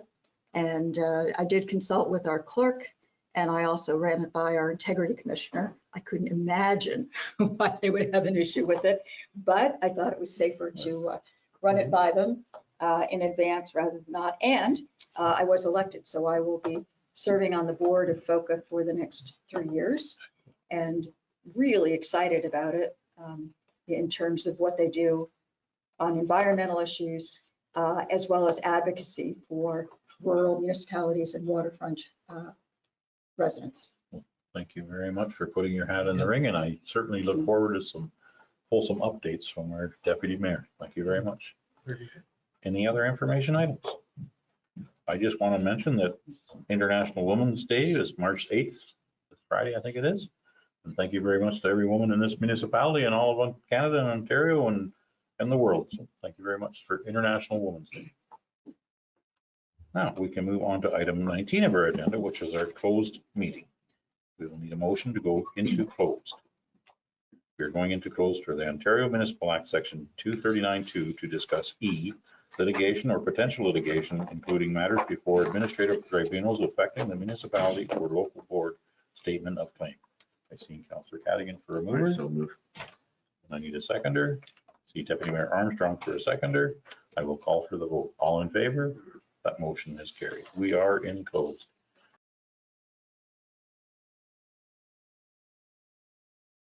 Okay, we can move on to item 19.2 of our agenda, which is rise from a closed meeting. I would entertain a motion to rise from our closed meeting. See Councillor Cadigan for a mover and Councillor Braver for a seconder.